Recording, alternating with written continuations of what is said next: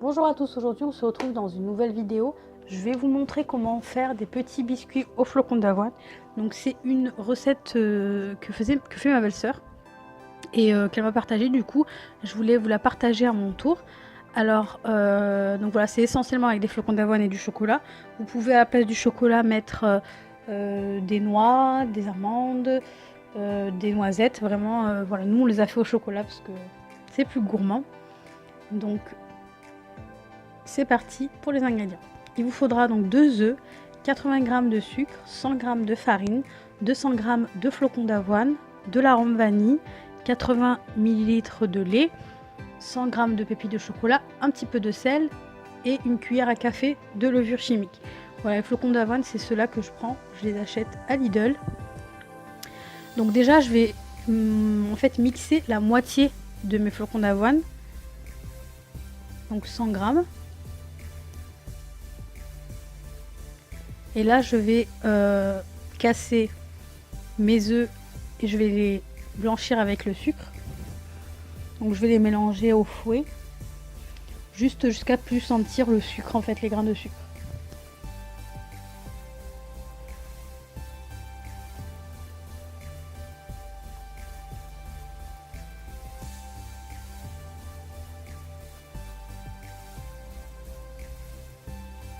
Je vais ajouter de l'huile d'olive, en fait, les 80 ml d'huile d'olive. Si vous n'avez pas envie de mettre de l'huile d'olive, vous pouvez mettre de l'huile de tournesol ou de l'huile neutre, même de l'huile de coco. Vous pouvez faire un mélange, ça peut être assez sympa. Et donc pour celles qui veulent peser avec un verre, en fait, c'est le 2/3 d'un verre. Voilà, c'est pour si vous voulez faire qu'avec un œuf, vous faites un œuf, un quart de verre d'huile. Donc ensuite, j'ai ajouté le sel, l'arôme de vanille et là j'ai rajouté mes flocons d'avoine, donc ceux que j'ai mixés et ceux qui sont restés que j'ai pas mixé du coup. Et là j'ajoute la farine petit à petit. Donc voilà, selon la farine que vous avez, selon si elle absorbe ou pas, ça peut changer. Donc c'est pour ça que je mets petit à petit. Vous allez voir que je vais pas tout mettre parce que sinon ça va être trop dur. Il faut pas que la pâte soit trop dure pour pas que les biscuits soient à l'intérieur vraiment voilà, vraiment il faut que ça soit sableux un petit peu. Là j'arrive plus à mélanger avec le fouet, donc j'ai terminé avec ma main. Et ne faites pas comme moi, j'ai oublié de rajouter la levure, donc du coup je vais la mettre à la fin, mais j'aurais dû la rajouter avec la farine au début. Là j'ajoute le chocolat.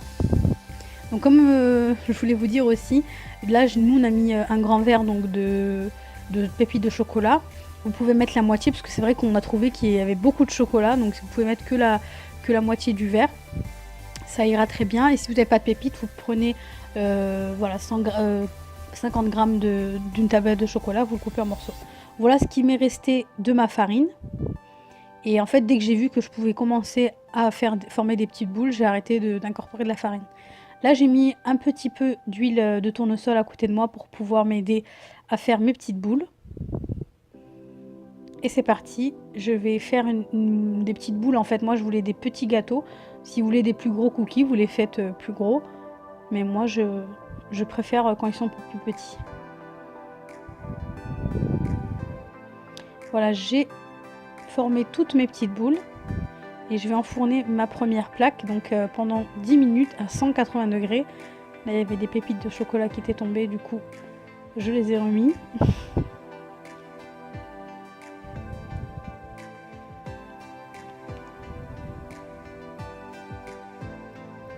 C'est des cookies qui sont pas très sucrés, qui sont vraiment croustillants, qui sont sableux en fait. Je vais pas vous mentir, ils sont pas fondants à l'intérieur. Voilà, c'est vraiment, ça reste des cookies au flocon d'avoine. Je sais pas si vous avez déjà goûté. Et ensuite, voilà, je trouve que c'est des bons petits gâteaux secs parce que nous on aime bien les manger avec un verre de thé ou un petit café. Je vous en ai ouvert un pour que vous voyez un petit peu l'intérieur. Comme vous voyez, il y a beaucoup de chocolat. Donc je vous ai dit, si vous voulez diminuer le chocolat, n'hésitez pas.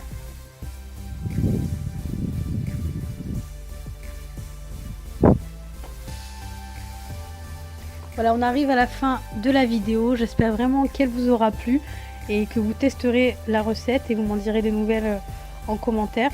N'hésitez pas à partager Et je vous dis à très bientôt pour une nouvelle vidéo.